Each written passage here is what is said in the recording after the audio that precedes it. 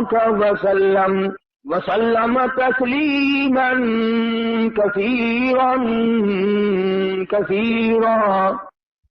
أما بعد فأعوذ بالله السميع العليم من الشيطان الرجيم. بسم الله الرحمن الرحيم. وما هذه الحياة الدنيا إلا لهو ولعب وإن الدار الآخرة لهي الحيوان لو كانوا يعلمون. وقال النبي صلى الله تعالى عليه وسلم الدنيا جيفة طالبها كلاب. وقال النبي صلى الله تعالى عليه وسلم الدنيا ملعون. صدق الله مولانا العلي العظيم وصدق رسوله النبي الكريم ونحن على ذلك لمن الشاهدين والشاكرين والحمد لله رب العالمين. اللهم صل على محمد وعلى آل محمد كما صليت على إبراهيم وعلى آل إبراهيم إنك حميد مجيد. اللهم بارك على محمد وعلى آل محمد كما باركت على إبراهيم وعلى آل إبراهيم إنك حميد مجيد. قرآن کریم کی یہ مختصر سی آیت شریفہ 21ویں پارے کی آیات ہیں. حق سبحانہ و تعالی و تقدس نے بہت ہی عجیب چیز ارشاد فرمائی اس واسطے کہ اللہ پاک نے تو ہدایت بھیجی، فلاح و بہبود اپنے بندوں کے لیے دنیا میں نازل فرمائی تاکہ میرے بندے میری اطاعت کریں، فرما برداری کریں، بندگی کریں، اور آخرت میں میں ان کے لیے طرح طرح کے نعمتوں کے اسباب تیار کروں. حدیث میں ہے، ارشاد فرمایا مدنی کریم صلی اللہ علیہ وسلم نے کہ تم دنیاوی حسن و جمال، زیب و زینت، فیشن، ان تمام چیزوں کے پیچھے پھرتے ہو. قرآن کریم میں ہے، فرمایا میں نے تمہارے لیے ایسی عورتیں جنت میں تیار کر رکھی ہیں لم یطمثہن انس قبلہم ولا جان. فرمایا مجھے اپنی کبریائی کی قسم، آج تک اور تم سے پہلے کسی آدمی نے، کسی جن نے ان کو چھوہا تک نہیں، ہاتھ تک نہیں لگایا. اور ارشاد ہے محمد عربی صلی اللہ علیہ وسلم کا، فرمایا کہ میں نے جو تمہارے لیے جنت میں حوریں عورتیں تیار کی ہیں ان کی تخلیق بڑی عجیب ہے. یوں فرمایا اگر ایک حور دنیا میں تھوک دے ساری کائنات بے ہوش ہو جائے. اگر جنت کی حور مسکرا دے سورج کی روشنی ماند پڑ جائے، چاند کی روشنی گھٹ جائے. ارشاد ہے حضور کریم صلی اللہ علیہ وسلم کا کہ ان کے جوتے کی تسمہ جو ہے وہ بھی تسبیح بیان کرتا ہے.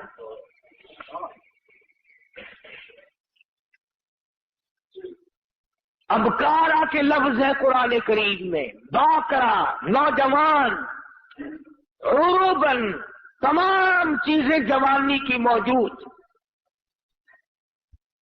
اور پھر کتنے مزے کی بات ہے کہ نہ ان کے کپڑے کا فکر، نہ وہ بیمار پڑے، نہ ڈاکٹر کو لانا، نہ فیس بھرنی، نہ دوا لانی، نہ کھانے کا فکر، نہ ناشتے کا فکر، نہ کپڑے کا فکر، نہ تیل کنگھی سرما سیاہی، کچھ بھی فکر نہیں.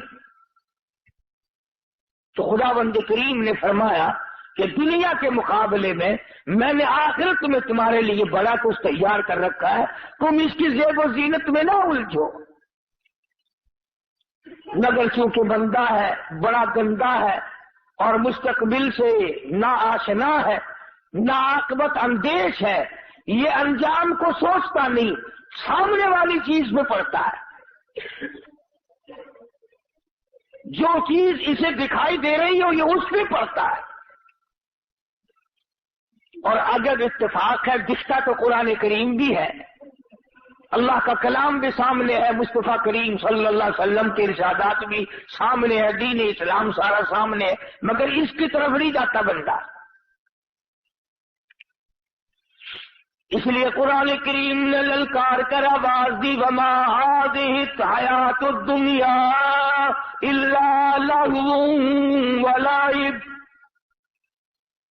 اور لوگوں دنیا کی حقیقت کچھ نہیں، دنیا عارضی جگہ ہے، فانی جگہ ہے، ناپائیدار جگہ ہے، بالکل ناپائیدار ہے، نہ باقی رہنے والی ہے. تم سے پہلے ہزاروں آئے ہزاروں گئے، کسی کے ساتھ وفا کرنے والی نہیں.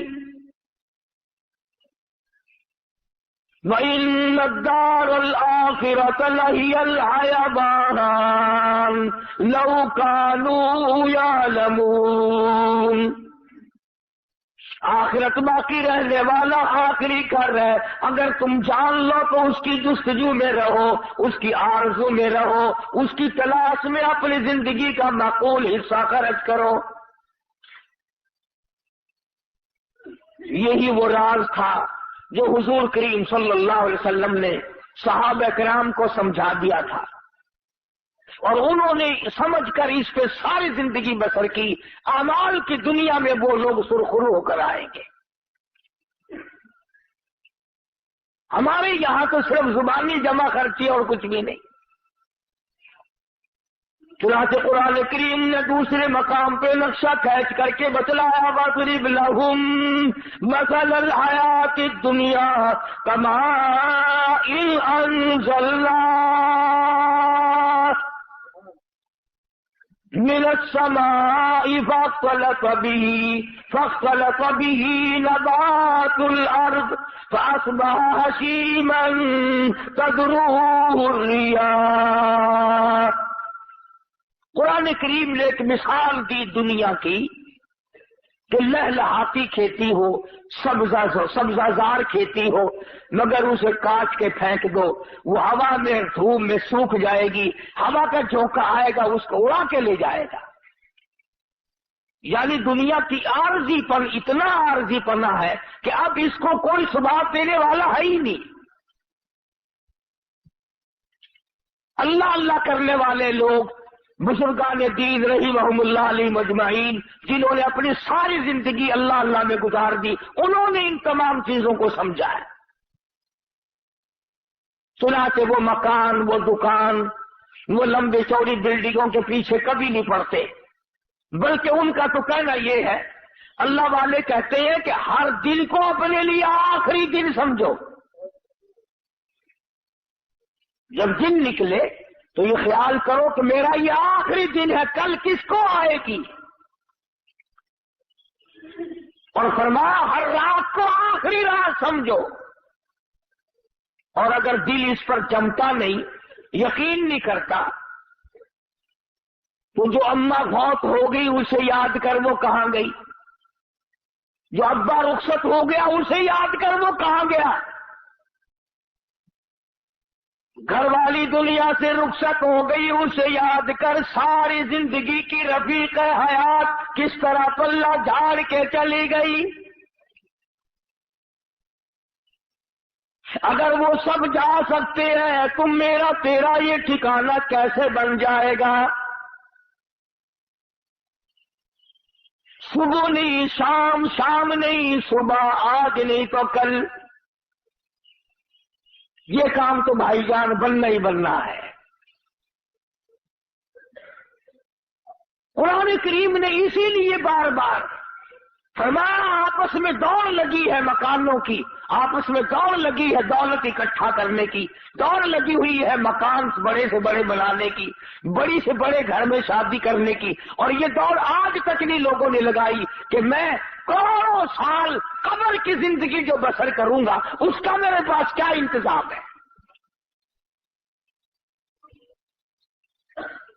تانبے والی زمین ہو، سورج آسمان سے نکل کر سر پہ آ کے کھڑا ہو جائے، اس وقت کے بچاؤ کی کیا صورت ہے؟ ایک بات یاد دلاؤں جو قرآن کریم آپ کو یاد دلانا چاہتا ہے، یہ جو دل میں ہے نا، اور جی ہم تو حضور کریم صلی اللہ علیہ وسلم کے امتی ہیں، سبحان اللہ سبحان اللہ، اتنے بڑے نبی کے امتیوں کو جہنم میں کون جانے دے گا بھائی؟ میں تجھے بتلاؤں، غلام ہے مدنی کریم صلی اللہ تعالی علیہ وسلم کا، سامان بھی حضور کا، غلام بھی حضور کا، چاچی بھی حضور کی، غلام بھی سرکار مدینہ صلی اللہ علیہ وسلم کا ہے، سامان بھی حضور کریم صلی اللہ علیہ وسلم کا ہے، اونٹنی اور ڈاچی بھی حضور کی ہے۔ سامان درست کر رہا تھا، سامان لاد رہا تھا، سامان ٹھیک کر رہا تھا، دشمن کی طرف سے تیر آیا، اس کے سینے میں لگا، وہ فوراً اسی وقت بیچارہ رخصت ہو گیا۔ صحابہ دوڑے، جنتی جنتی جنتی، غلام ہے کالی کملی والے کا، ہم تو نام کے ہیں نا، وہ اصلی غلام تھا حضور کا، اور سامان بھی حضور کا اٹھا رکھا تھا اس نے، اور حضور ہی کی اونٹنی پہ لاد رہا تھا۔ اندازہ لگا غلام بھی کالی کملی والے کا ہو، سامان بھی حضور کا ہو، لاچی بھی حضور کی ہو۔ صحابہ کہتے ہیں جنتی جنتی جنتی، آپ تشریف لے آئے، فرمایا ہوا بالنار،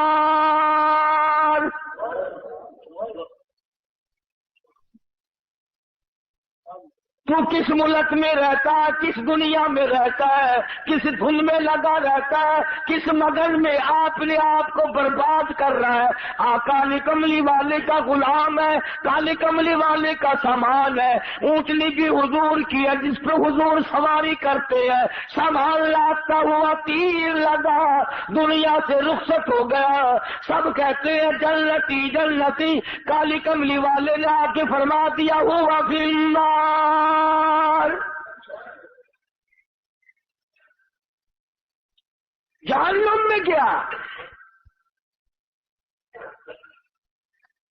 سارے صحابہ حیران ہو گئے، کمال ہے، غلام بھی سرکار مدینہ صلی اللہ علیہ وسلم کا ہو، سامان بھی حضور کا ہو، سواری بھی حضور کی ہو، تیر بھی کافر نے مارا ہو،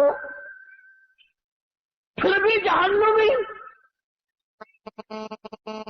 مدنی کریم صلی اللہ تعالی علیہ وسلم کے ارشاد کا ترجمہ سن، اور ذرا اپنے گریبان میں جھانکے اپنے آپ سے پوچھ، میرا تیرا کیا حال ہے؟ حضور کریم صلی اللہ علیہ وسلم نے فرمایا، اس نے مال غنیمت میں سے جو ابھی تقسیم نہیں ہوا ہوگا، اس نے ایک چادر اٹھا لی ہوگی، میں دیکھ رہا ہوں اس وقت آگ کی بن کر سارے بدن پہ لپٹ گئی۔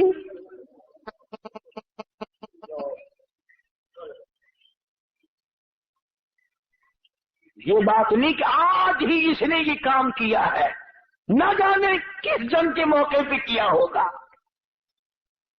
یوں ہی ضرورت ہوگی غنیمت کا مال جو کافر چھوڑ کے جہاد میں جنگ میں بھاگا کرتے تھے، اسے اکٹھا کر کے حضور کریم صلی اللہ علیہ وسلم کے سامنے لایا جاتا تھا، اور پھر وہ حصے کے مطابق تقسیم ہوا کرتا تھا۔ چنانچہ تقسیم سے پہلے اس نے ایک چادر اٹھا لی ہوگی، ممکن ہے یہ سمجھ کر اٹھائی ہو کہ مجھے ضرورت ہے چادر کی کہ چادر پڑی ہے اٹھا کے اوپر کر لی، کوئی بات نہیں۔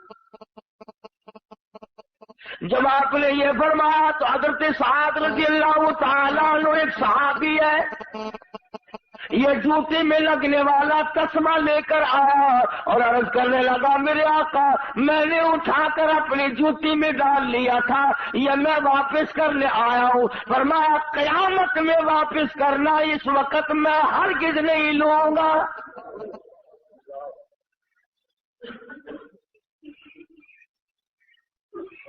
یہ جو ہم رات دن دغا بازی، فریب بازی، جھوٹ بولنا، بدماشی کرنا اور اپنے آپ کو نئے لاڈ بنانے کی جو فکر لگی ہوئی ہے، اس کا ذرا انجام تو دیکھنا، بنے گا کیا؟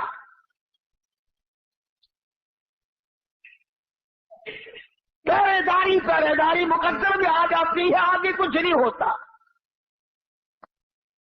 اور وہ کتنی ملعون شے ہوگی جس کے بارے میں خود ارشاد ہے مدنی کریم صلی اللہ علیہ وسلم کا، فرمایا الدنیا جیفتن طالبھا کلاب، فرمایا دنیا مردود ہے، دنیا کے طلب کرنے والا کتے کی طرح ہے۔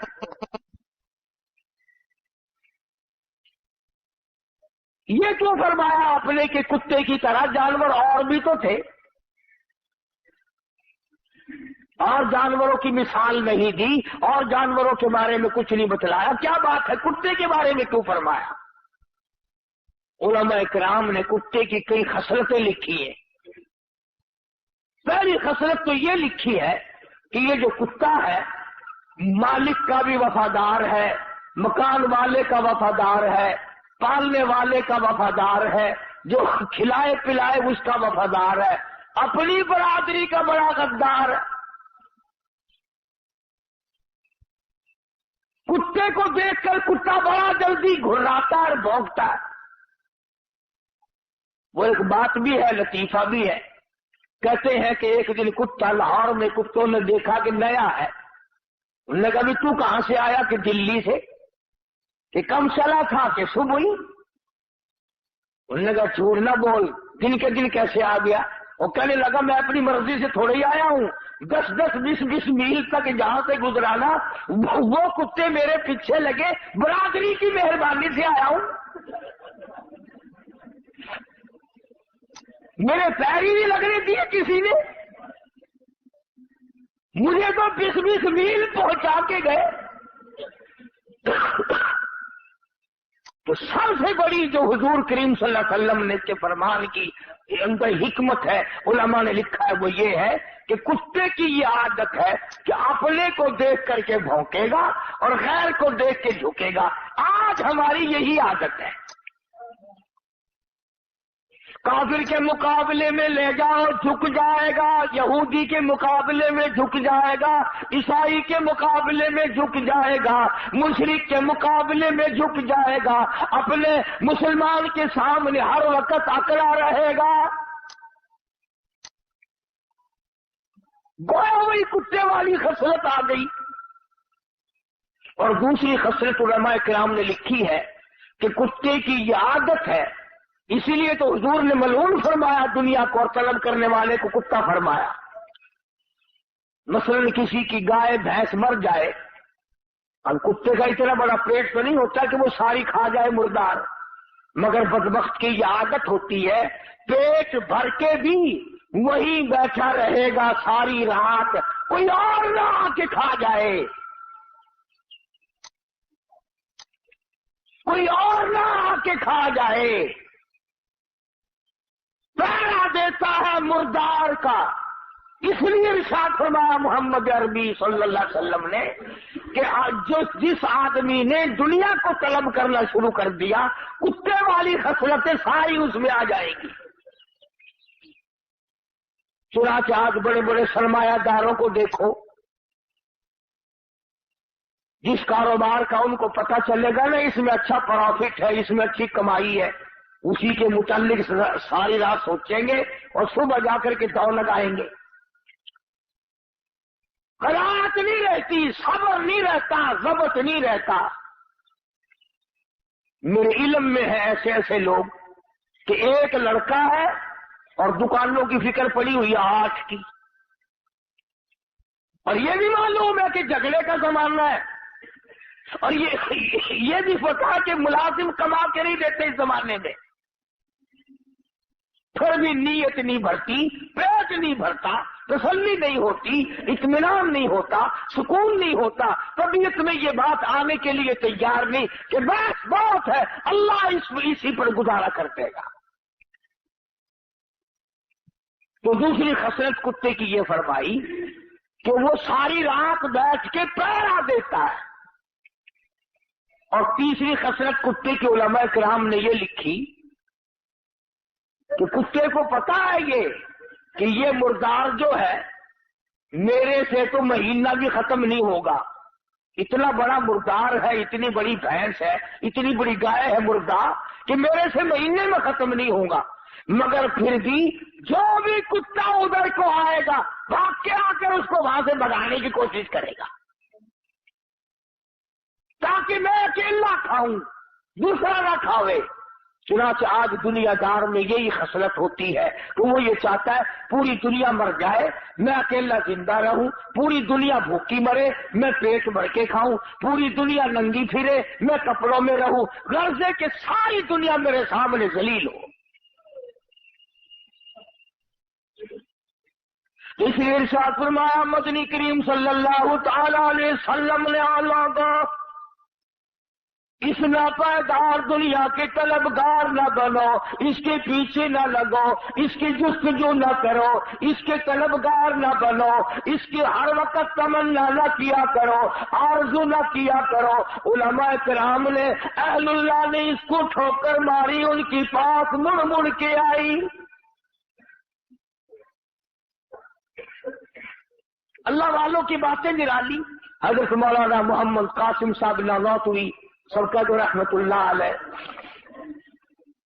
بہت بڑے عالم، بہت بڑے بزرگ گزرے ہیں۔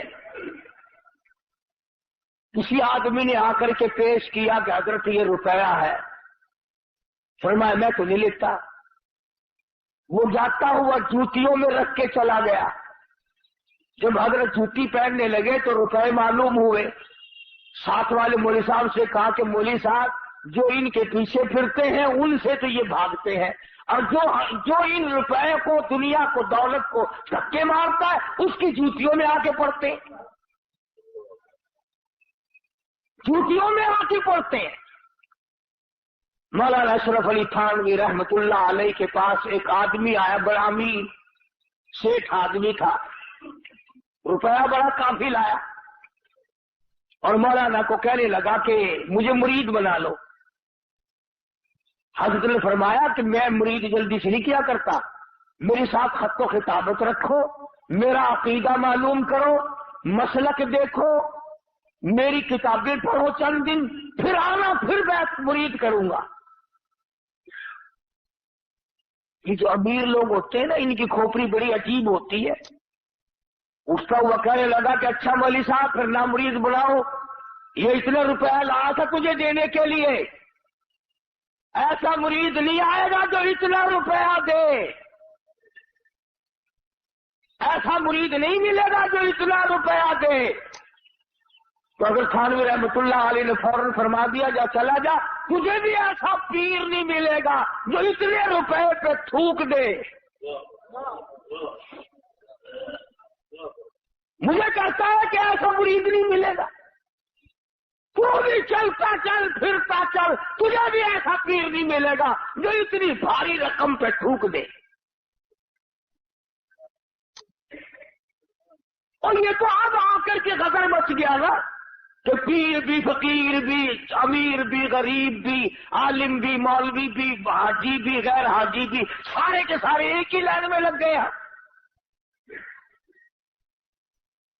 ورنہ ایسے ایسے بے تمام لوگ آئے، بے تمام لوگ آئے کہ انہوں نے دنیا پر لعنت نہیں بھیجی۔ خود مدنی کریم صلی اللہ تعالی علیہ وسلم کی ازواج مطہرات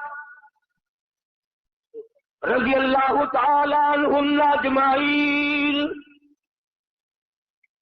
مدینہ منورہ حضور کی حیات میں حضرت حفصہ، حضرت عائشہ صدیقہ، حضرت ام حبیبہ، حضرت زینب، حضرت سودا رضی اللہ تعالیٰ عنہن اجمعین، یہ جو ہماری مائیں تھی مومنوں کی، مسلمانوں کی، حضور کی گھر والی، سب نے مشورہ کیا،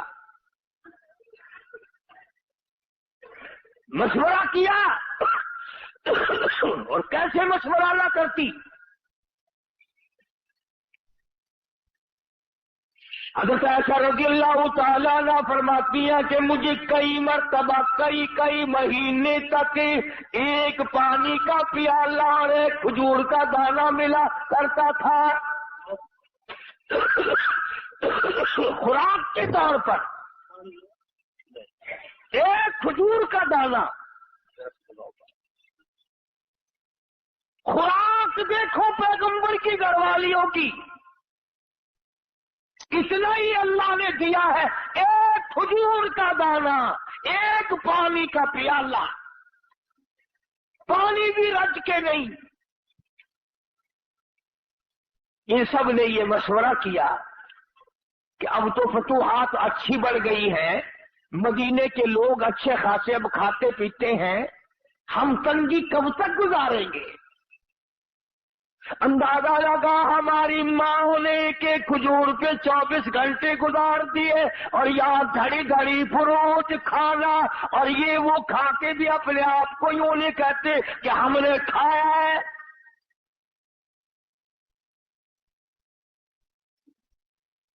پانی بھی چھٹی کا نہیں، کھجور بھی پوری نہیں، ایک کھجور کا دانہ ایک مائی کو۔ اور ایسا وقت بھی آیا کہ مدنی کریم صلی اللہ تعالی علیہ وسلم نے اپنے صحابہ میں جنگ کے موقع پہ جو راشن تقسیم کیا، ایک کھجور کا دانہ جس میں 3 صحابے شریک کر دیے، اس کو تینوں بانٹ کے کھا لینا۔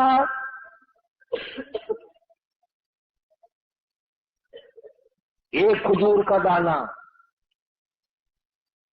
آخر وہ کھجوریں کوئی منوں کی تو تھی نہیں، اس کو تم کہو گے پہلے زمانے میں شاید کھجور بھی کتنی بڑی ہوگی۔ ہو جنگ کا موقع، لڑائی، کفر کا مقابلہ، اور راشن کو دیکھ محمد کے غلاموں کا، ایک کھجور کا دانہ 3 آدمی، اور انہوں نے کبھی یہ اعتراض نہیں کیا کہ یار لڑنے کے لیے تو ہمیں لے آتے ہیں، کچھ کھانے کو بھی تو دیں بھائی۔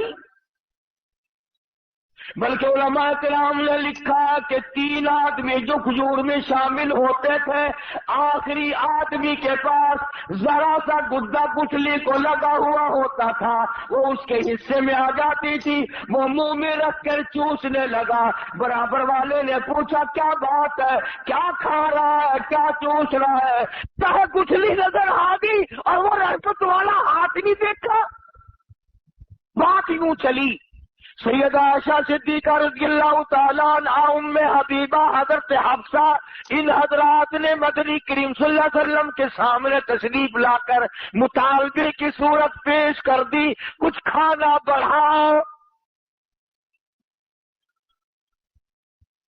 کیوں بھئی یہ کوئی کفر تو نہیں کہ کوئی ملازم یا اولاد یا بیوی یہ کہے کہ دیکھو میرا پیٹ نہیں بھرتا اور اب تو تیری حالت اچھی ہے، کچھ بڑھاؤ ہمارا کھانا۔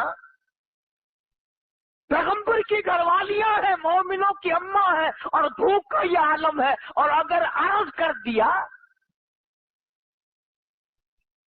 تو سرکار مدینہ صلی اللہ علیہ وسلم ناراض ہو گئے، فرمایا تم نے تو میرا پیٹ نہیں بھرتا اور اب تو تیری حالت اچھی ہے، کچھ بڑھاؤ ہمارا کھانا۔ پیغمبر کی گھر والیاں ہیں، مومنوں کی اماں ہیں، اور بھوک کا یہ عالم ہے، اور اگر عرض کر دیا تو سرکار مدینہ صلی اللہ علیہ وسلم ناراض ہو گئے، فرمایا تم نے کیوں تمنا کی دنیا کی، کیوں آرزو کی، کیوں حسرت کی؟ اتنے ناراض ہوئے کہ تمام گھروں میں جانا چھوڑ دیا۔ علیحدہ ہو بیٹھے۔ اب کب دل میں یہ نہ سوچ لینا کہ نبی کریم صلی اللہ علیہ وسلم نے برا کیا، ایمان کی رتی نہیں رہنے کی۔ آپ اور میں کیا جانے برا کیا ہوتا ہے، اچھا کیا ہوتا ہے۔ آپ نبی کریم صلی اللہ علیہ وسلم کا مطلب یہ تھا کہ میرے پاس رہ کر کے بھی، میرے گھر میں رہ کے بھی، جن کی جھولیوں میں سوتا ہوں، جو میرے بستر میں رہتی ہوں، جن کی گود میں ہوں اور قرآن آتا ہو، یا پھر کھانے کے پیچھے۔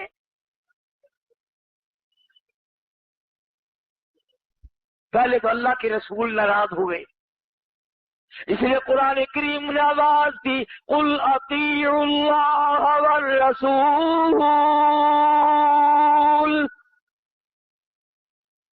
فَإِن تَوَلَّوْا فَإِنَّ اللَّهَ لَا يُحِبُّ الْكَافِرِينَ۔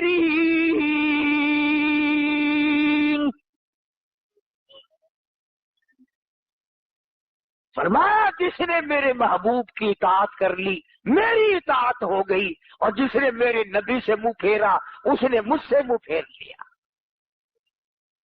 ایک مقام پہ فرمایا وَمَن يُشَاقِقِ الرَّسُولَ مِن بَعْدِ مَا تَبَيَّنَ لَهُ الْهُدَى وَيَتَّبِعْ غَيْرَ سَبِيلِ الْمُؤْمِنِينَ۔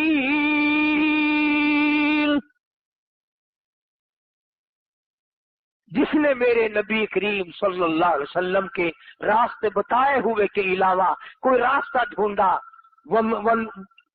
تلاش کیا، نولیہ ما تولا، ہم بھی اس کو پرے کو دھکا دے دیں گے، ونصلہ جہنم وساءت مصیرا۔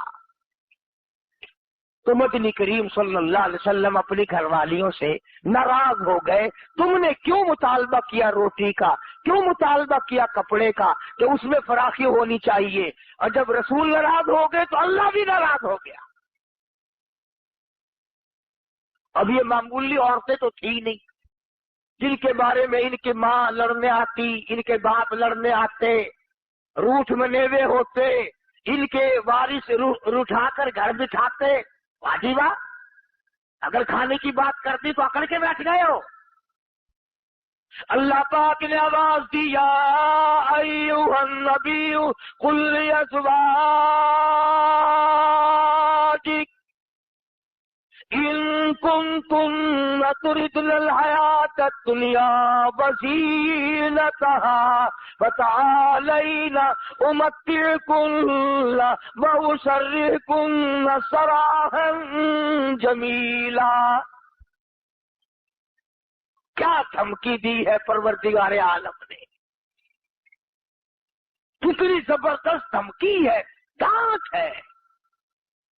کوئی لحاظ نہیں اس بات کا کہ یہ سیدہ حفصہ ہے، فاروق اعظم کی بیٹی ہے، یہ عائشہ صدیقہ ہے، ابو بکر کی بیٹی ہے، یہ فلاں کی بہن ہے، یہ فلاں کی گھر وال، اس بات کا لحاظ نہیں کیا۔ اللہ پاک نے فرمایا بات سنو، اگر تمہارے دل میں یہ خیال ہے کہ ہم بھوکے مر گئے، ہم پیاسے مر گئے، ہمارے پاس کپڑا پورا نہیں ہے، تو یوں فرمایا مجھے اپنی کبریائی کی قسم، احد پہاڑ سونے کا بنا کر تمہارے حوالے کر دیتا ہوں۔ احد پہاڑ جو ہے اتنا سونا میں تمہیں دے دیتا ہوں۔ پیغمبر کی گھر والیوں کو خدا فرما رہے ہیں، اتنا سونا میں دے دیتا ہوں اور تمہیں اسے اپنے ساتھ رکھو، اس کے مالک بن جاؤ، پر ایک بات یاد رکھو، تمہیں میرا محبوب نہیں ملے گا، طلاق لینی پڑے گی، میرے محبوب سے تمہیں الگ ہونا پڑے گا۔ وہ بستر نہیں ملے گا جس بستر میں قرآن اترتا ہے، وہ گھر نہیں ملے گا جس گھر کی غلامی جبریل کرتا ہے۔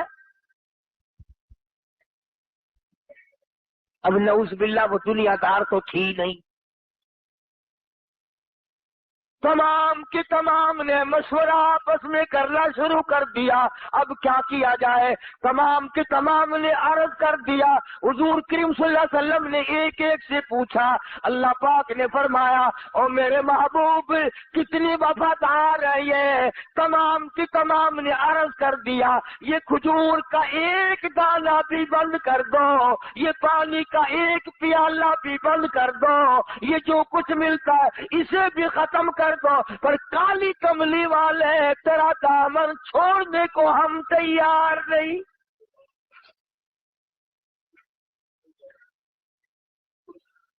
اور معافی طلب کی ہے حضور کریم صلی اللہ علیہ وسلم سے۔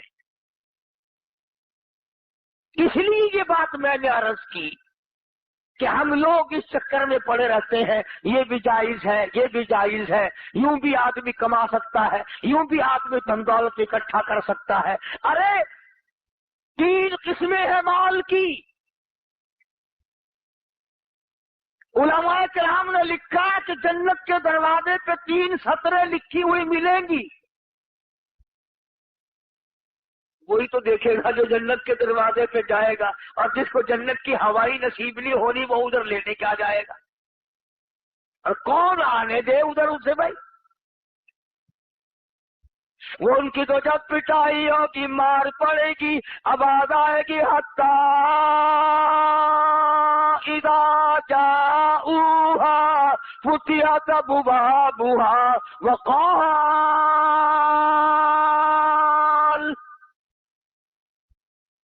وقال لهم خزنتها ألم يأتكم رسل منكم يتلون عليكم آيات ربكم۔ جہنم کا دروغہ ہی کہے گا، فرشتے کہیں گے کہ تمہیں شرم نہیں آئی، تم کہاں آئے ہو؟ تم سرکار مدینہ صلی اللہ علیہ وسلم کے امتی ہو کر، اتنے اولو العزم نبی کا امتی ہو کر، اتنے بڑے محبوب پیغمبر کا امتی ہو کر جہنم میں آیا، تجھے شرم نہیں آئی؟ الم یاتکم رسل منکم یتلون علیکم آیات ربکم۔ او میاں قرآن نہیں سنا؟ کبھی نہیں آیت سنی؟ اللہ کا پیغام نہیں سنا تھا؟ آج دنیا یہود کی ریس کرتی ہے، عیسائیوں کی ریس کرتے ہیں، اگر وہ ریس بھی نہیں ہو ملتی، وہ باتیں بھی ہم میں نہیں جو ان میں ہو، انہوں نے آج پکڑی ہے۔ اور کسی نے بتلایا کہ ایک آدمی نے انگریزوں کے ملک میں کافی دن کمایا، اور کما کما کر کے ایک انگریز کے پاس جمع کرتا رہا کہ جب میں اپنے وطن جاؤں گا تو تجھ سے وصول کر لوں گا۔ سال کمایا، 2-4 سال کمایا، اس کے بعد واپسی کا ارادہ ہوا تو اس انگریز سے کہا کہ میری امانت وہ واپس لا میرے پیسے۔ تو انگریز بے ایمان ہو گیا، کہنے لگا کون سے پیسے؟ کہ میں تیرے پاس جمع کر رکھے تھے کہ میں تو تجھے پہچانتا بھی نہیں۔ اس نے بڑا سمجھایا کہ دیکھو میں نے پردیس کاٹا ہے، بیوی بچوں سے دور رہا ہوں، بڑی دقت اٹھائی ہے، تکلیف برداشت کی ہے، میری رقم دے دے۔ انہوں نے کہا میرے پاس آئی نہیں، مجھے تو نے دی ہی نہیں۔ اس نے بڑی کوشش کی، اس کے ملنے والوں کو بھی لایا، چھوٹے بڑوں سے بھی کہا، مگر وہ نہ ماننا انگریز۔ تو اس کو کسی نے ایک طریقہ بتایا کہ تو گرجے میں چلا جا، وہاں جو پادری ہے، یعنی انگریزوں کی مسجد کو گرجا کہتے ہیں، اور ان کا جو مولوی ہے اسے پادری کہتے ہیں، تو پادری سے جا کے کہو، وہ تیری سفارش کرے گا تو یہ انگریز پیسے دے دے گا۔ یہ بیچارہ مزدور وہاں گیا اور جا کر کے اس کو داستان سنائی اور بتایا کہ بھی میرے پیسے ہیں اور دیتا نہیں ہے، میں نے بڑا کہا مگر پیسے نہیں دیتا۔ اس نے ایک پرچہ لکھا اور بند کر کے لفافے میں مہر لگا کے دے دیا کہ یہ لے کے جاؤ اس کے پاس، جس سے پیسے لینے تھے اس کو جا کے دیا۔ اس نے کھولا اور دیکھ کے کہنے لگا کہ 1 گھنٹے کے بعد آ کے ساری رقم لے جائیے۔ 1 گھنٹے کے بعد آ کر ساری رقم لے جانا۔ اب وہ مزدور کہنے لگا تو مجھے تو بتا دے اس میں کیا لکھ دیا کہ تو اکڑا بیٹھا تھا، میں نے سارے جتن کرے، تیری منت کی، تیری خوشامد کی، تجھے سمجھایا، اوروں سے بھی کہلوایا، اس رکے کو دیکھ کر کے بڑا جلدی تیار ہوگا دینے کے لیے، اس میں کیا لکھا ہے؟ کہنے لگا اس میں یہ لکھا ہے کہ تو مسلمان کب سے بن گیا، تو مسلمان کب سے ہو گیا، یہ تو مسلمانوں کا کام ہے لے کے نہ دینا، میں تو تجھے پکا عیسائی سمجھتا ہوں، تو مجھے لکھ کر جواب دے یا اس کی رقم ادا کر کہ تو مسلمان کب سے بن گیا۔ جو دوسرے کا مال کھا کر اب انکار کرتا ہے تو میں نے دینا ہی نہیں، ہمیں صبح پڑتا ہے کہ تو مسلمان بن گیا، اگر انگریز ہوتا یہ بات کبھی نہ کرتا۔ چنانچہ آج تیری دوا کا اعتبار نہیں، تیرے بنائے ہوئے پیکنگ کا اعتبار نہیں، تیری کوئی چیز بند کی ہوئی کا اعتبار نہیں۔ کلمہ پڑھنے والے اور سونے سائی دے امتی، تیرے ہاتھ کی بنی ہوئی چیز 4 آنے میں نہیں کوئی خریدتا، انگریز کے ہاتھ کی بنائی ہوئی چیز 10 روپے میں خرید لیتا ہے۔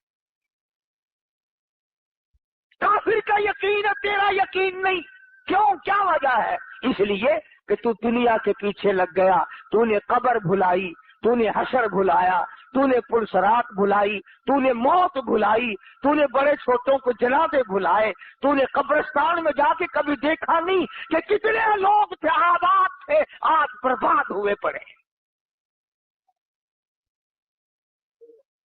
تو ہم لوگ اپنی کتنے دن کی زندگی ہے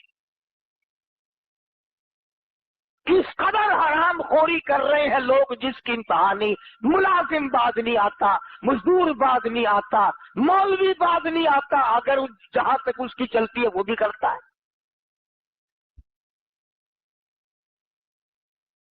فوج والے پریڈ کرتے ہیں صبح کو، پولیس والے پریڈ کرتے ہیں صبح کو، مولوی پریڈ کرتے ہیں رمضان شریف میں شام کو افطار کے وقت۔ روزہ کھلنے سے پہلے کبھی دیکھا تو کرو مولویوں کی چال کیسے بھاگتے ہیں۔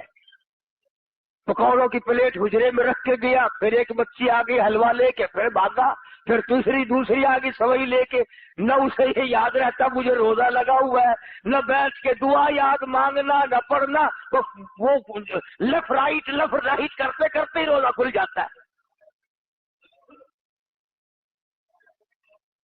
تماشا دیکھا گئے ہم کہاں؟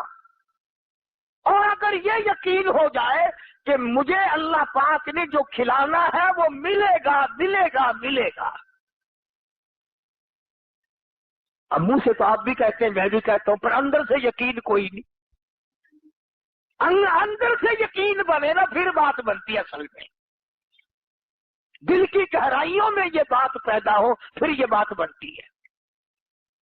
نخت الیمن ایک عربی درس کی کتاب ہے، مدارس میں پڑھائی جاتی ہے، ہم نے بھی بچپن میں پڑھی تھی۔ اس میں ایک واقعہ لکھا تھا کہ ایک آدمی پہاڑ کی ایک غار میں رہتا تھا، اللہ اللہ کیا کرتا تھا، عبادت کیا کرتا تھا، شبیدار آدمی تھا، وہی رہتا تھا، جنت سے کھانا آتا تھا وہ کھایا کرتا تھا۔ ایک مرتبہ 3 دن تک نہ ملا، نہیں آیا، اللہ میاں نے آزما لیا، بس نیچے اترا اور بستی میں آیا اور سوال کر دیا ایک گھر پہ کہ اللہ نام پہ روٹی دو۔ انہوں نے 3 روٹیاں دے دی، یہ لے کے چلا کہ کافی ہے 3 روٹیاں تو۔ جس گھر سے روٹی ملی تھی انہی کا کتا پیچھے لگ گیا فقیر کے، اور قریب تھا کہ اسے کاٹ کھائے۔ آپ اتنے سمجھا 2 روٹی کافی ہے، 1 روٹی پھینک دوں یہ اس میں لگ جائے گا، کتا اس میں مشغول ہو جائے گا، میں نکل جاؤں گا۔ انہوں نے روٹی پھینک دی، کتے نے روٹی کھا لی اور 1 روٹی کھا کر کے پھر پیچھے پیچھے لگ لیا۔ آپ نے سوچا ایک ہی کافی ہے، پھاڑ نہ کھائے کاٹ نہ کھائے کتا، دوسری پھینک دی۔ کتا دوسری روٹی کھا کر کے پھر عابد کے پیچھے آ لگا۔ آپ نے سوچا وہ ایسی روٹی سے تو یوں ہی بھلے، یہ پیچھے لگ گیا کتا کاٹ کھانے کو، وہ تیسری بھی پھینک دی، کتا تیسری کھا کر کے پھر پیچھے پیچھے۔ اب عابد کو غصہ لگا اور عربی زبان میں کہنے لگا ما دیم الحیا، وہ بغیرت کمینے، شرم کر، جس مکان کی چوکھٹ پہ تو پڑا رہتا ہے، 3 روٹیاں دی تھی انہوں نے مجھے، تینوں کھا لی، پھر میرے پیچھے۔ میں نے تجھے تینوں ڈال دی، وہ تینوں کی تینوں کھا کر پھر میرے پیچھے لگا ہوا ہے، تجھے شرم نہیں آئی؟ تو یوں لکھا تھا اس کتاب میں کہ اللہ پاک نے کتے کو زبان دی اور کہنے لگا بیٹھ کے فیصلہ کرو، تم بے غیرت ہو یا میں بے غیرت ہوں، فیصلہ کرو بیٹھ کے۔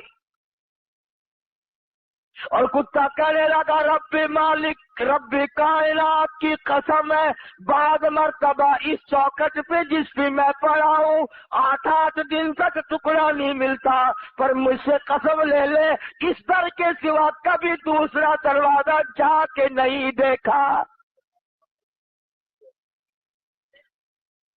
اور میں تو پھر بھی کتا ہوں، جناب تو عابد ہیں، ادھر سے آ کے ماتھا رگڑا، خود میں کمینہ ہوں یا تو کمینہ ہے۔ آج ذکر رہا تھا کہ ہم لوگ اپنے آپ کو ہوشیار، دانا، بینا، بڑا چلاک، چست سمجھ کر کام کر رہے ہیں، حالانکہ چلاکی وہاں کسی کی نہیں چلتی۔ جو خدائی نظام ہے اس میں چلاکی نہیں، عاجزی تو کام دیتی ہے، چلاکی کام نہیں دیتی۔ کتنا بڑا جرم ہو، کتنا ہی بڑا عظیم گناہ ہو، عاجزی کر، مالک کو رحم آئے گا، ترس آئے گا۔ چنانچہ واقعات کی دنیا میں آج بات کر رہا ہوں، لکھا ہے کہ ایک آدمی کی موت آنے لگی، اسے کچھ احساس ہوا کہ میری موت قریب ہے، رو پڑا، رویا اور کہنے لگا لوگوں میری آٹا لاؤ، آٹا لاؤ۔ انہوں نے کہا کیوں، کیا کرے آٹے کا، کیا کرے گا؟ کہنے لگا میری داڑھی پہ آٹا مل دو۔ نوجوان آدمی تھا، کہنے لگا میری داڑھی پہ آٹا مل دو، سفید کر دو اسے۔ کسی نے پوچھا کیوں؟ کہنے لگا میں نے سنا ہے ہمارے نبی نے فرمایا کہ اللہ پاک سفید داڑھی والے سے حیا کرتا ہے، میری سفید داڑھی کر دو، شاید میرا کام مل جائے، رب العالمین میری داڑھی کا لحاظ کر کے مجھے معاف کر دے۔ علماء نے لکھا ہے کہ مرنے کے بعد کسی نے خواب میں دیکھا تو پوچھا بتا کیا گزری؟ کہنے لگا بنایا تو میں نے ہیلا تھا پر کام آ گیا، بنایا تو میں نے ہیلا وسیلہ تھا پر کام آ گیا۔ کیسے؟ کہ اللہ پاک نے یوں فرما دیا کہ جا میں نے تجھے معاف کر دیا، تو نے کیا تو ہیلا پر کیا تو مجھ سے ڈر کے ہے، کیا تو میرا خوف کھا کر، کیا تو مجھ سے ڈر کر، کیا تو میرے سامنے جھک کر، یا میں نے تیرا ہیلا ہی قبول کر لیا۔ تو میں یہ عرض کر رہا تھا کہ ہوشیاری میں قدم نہ رکھو، اپنے آپ کو جوان چلاک نہ بناؤ، عاجزی کر، وہ رب ہے تو بندہ ہے، وہ مالک ہے تو مملوک ہے، وہ چاہے تو کھلائے، وہ چاہے تو نہ کھانے دے۔ ہم نے بڑے بڑوں کو بھوکے مرتے دیکھا، بھوکا مرنے کا یہ مطلب نہیں کہ غریب ہو جائے گا، گھر میں دھن دولت، کھانا پینا، پھل فروٹ، گوشت سب کچھ ہے، مگر ڈاکٹر یا تو نہ جائے گا۔ اب رو رہا ہے، گھر والی وہ کہتا ہے اتنا سا ٹکڑا دے دے، انہوں نے کہا نہیں اور سب کچھ ملے گا، ڈاکٹر نے منع کر رکھا ہے۔ انہوں نے کہا میں مر رہا ہوں کہ مر، کئی لوگ یوں ہی مر جاتے ہیں۔ تو جس کو خدا نے بھوکا رکھ کے مارنا ہے وہ ہر حال میں بھوکا مرے گا، اور جس کو پروردگار عالم نے قرآن نورانی موت دینی ہے آتے ہیں۔ تو میں عرض کر رہا تھا کہ یہ دنیا جس کو ہم نے اپنا اوڑھنا بچھونا بنایا ہوا ہے، جس کو ہم نے اپنی زندگی کا حاصل بنایا ہوا ہے، جس کو ہم نے اپنی زندگی کا مقصد بنایا ہوا ہے، ساری زندگی کا مطمع نظر بنایا ہوا ہے، یہ وہ دنیا ہے جس کو قرآن کہتا ہے الا لہو و لعب، یہ کھیل اور تماشا ہے، یہ کھیل اور تماشا ہے، نہ تماشا رہے گا نہ تماشے والے رہیں گے۔ فرمایا وَإِنَّ الدَّارَ الْآخِرَةَ لَهِيَ الْحَيَوَانُ لَوْ كَانُوا يَعْلَمُونَ،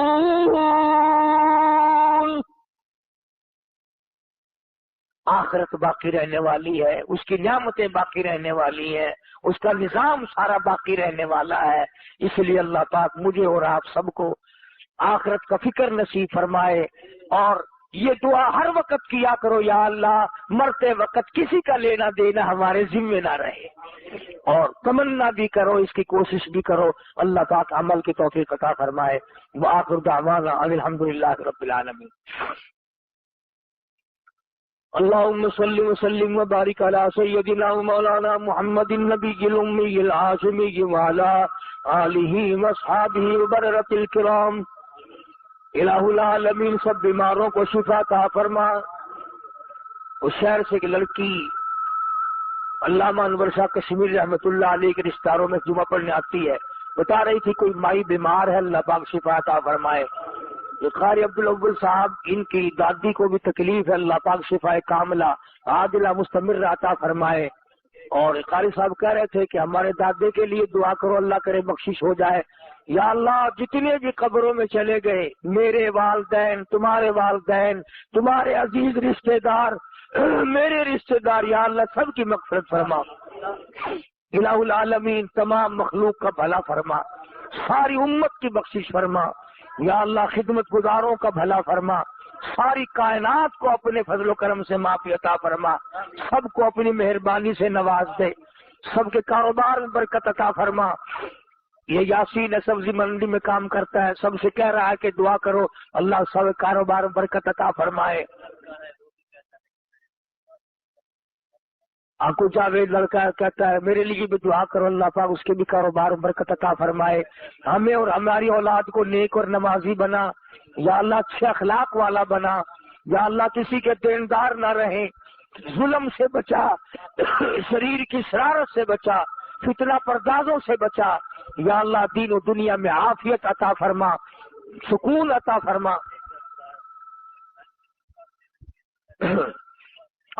جتنے لوگوں نے حج کی درخواست دی، اللہ تعالیٰ سب کو بیت اللہ کی زیارت نصیب فرمائے، روز رسول اللہ صلی اللہ علیہ وسلم کی زیارت نصیب فرمائے، یا اللہ سب کی جھولیاں بھر دے۔ یہ شیخ محمد افضل صاحب ہیں ہمارے پرانے ملنے والوں میں سے، ان کی والدہ کو بھی تکلیف ہے، یا اللہ شفا کاملہ عطا فرما، عاجلہ عطا فرما، یا اللہ تمام مسلمان یا دوسرے تمام بیماروں کو شفا عطا فرما، یا اللہ ہم سب کا خاتمہ بالخیر فرما، کلمے اور ایمان والی موت عطا فرما، یا اللہ اطمینان اور سکون عطا فرما۔ اعوذ باللہ من الشیطان الرجیم، بسم اللہ الرحمن الرحیم، قل هو اللہ احد اللہ الصمد لم یلد ولم یولد ولم یکن له کفوا احد۔ السلام علیکم ورحمۃ اللہ وبرکاتہ۔ بیان سنے حضرت مولانا قاری محمد حنیف ملتانی صاحب۔ اگر آپ کو یہ بیان اچھا لگے تو ہمارے چینل کو سبسکرائب، شیئر اور لائک ضرور کر دیں۔ دنیا کی حقیقت آپ اس صورت سے ہی سمجھ گئے ہوں گے، دنیا کی کیا حقیقت ہے۔ بس ایک اللہ ہے، اللہ کے علاوہ کچھ نہیں ہے، اللہ وہ اکیلا ہے، اس کا کوئی ماں باپ نہیں ہے، وہ نہ کسی سے جنا نہ وہ کوئی اس سے جنا۔ ہمارے چینل کو زیادہ سے زیادہ شیئر اور لائک ضرور کریں۔ السلام علیکم۔